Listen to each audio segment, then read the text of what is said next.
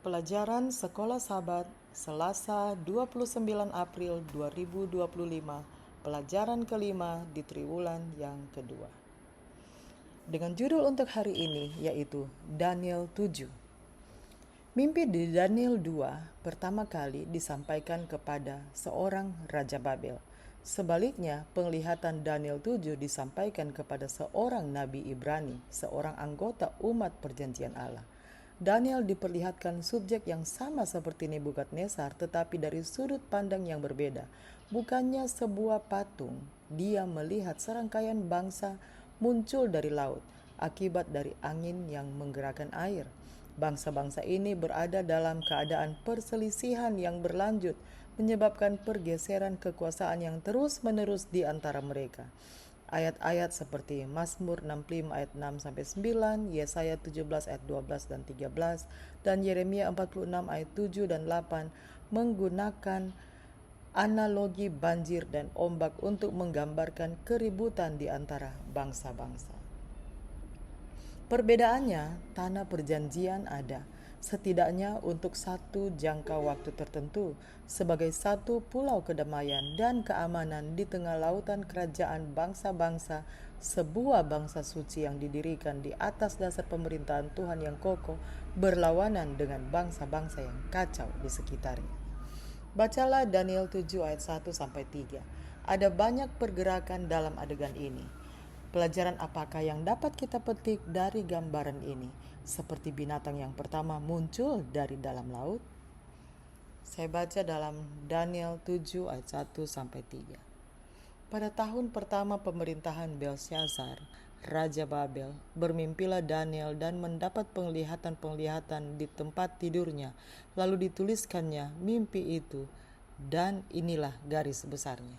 Berkatalah Daniel, demikian, pada malam hari aku mendapat penglihatan, tampak keempat angin dari langit mengguncangkan laut besar, dan 4 binatang besar naik dari dalam laut, yang satu berbeda dengan yang lain. Daniel menyaksikan kekacauan peperangan bangsa-bangsa kafir dari pantai ketika tiba-tiba binatang buas mulai datang ke darat ke wilayahnya. Masalah orang kafir kini telah menjadi masalah rakyatnya. Mereka telah memilih untuk hidup seperti orang kafir. Jadi sekarang mereka akan hidup dengan dan di bawah orang kafir. Dimulai dengan dominasi Babilonia, umat perjanjian Tuhan tidak pernah lagi menikmati otonomi yang lengkap atau bertahan lama. Hilangnya otonomi bagi umat Allah saat ini akan tetap ada sampai akhir zaman, ketika Kristus akhirnya dipulihkan ke tempatnya yang benar sebagai Raja kita. Dalam perjanjian baru, umat Allah terus menderita di bawah kekaisaran Romawi dan kemudian di bawah penganiayaan tanduk kecil penerus Roma yang kafir.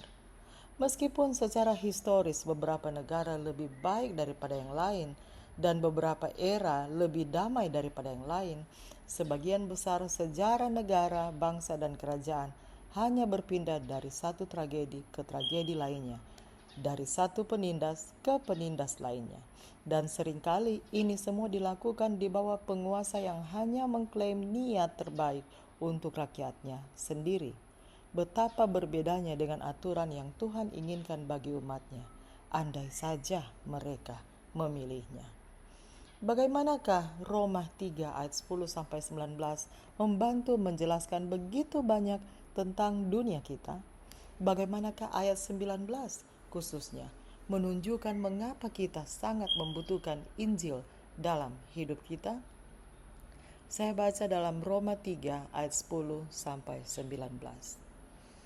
Seperti ada tertulis, tidak ada yang benar, seorang pun tidak. Tidak ada seorang pun yang berakal budi. Tidak ada seorang pun yang mencari Allah. Semua orang telah menyeleweng. Mereka semua tidak berguna. Tidak ada yang berbuat baik, seorang pun tidak. Kerongkongan mereka seperti kubur yang ternganga. Lidah mereka merayu-rayu. Bibir mereka mengandung bisa. Mulut mereka penuh dengan sumpah serapah. Kaki mereka cepat untuk menumpahkan darah.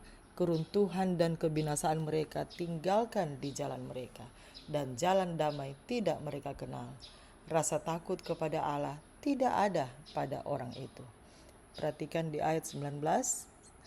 Tetapi kita tahu bahwa segala sesuatu yang tercantum dalam kitab Taurat ditujukan kepada mereka yang hidup di bawah hukum Taurat, supaya tersumbat setiap mulut dan seluruh dunia jatuh ke bawah hukuman Allah. Demikianlah bacaan pelajaran Sekolah Sabat, Selasa 29 April 2025. Kita akan lanjutkan di bacaan pelajaran Sekolah Sabat hari berikutnya. Tuhan memberkati.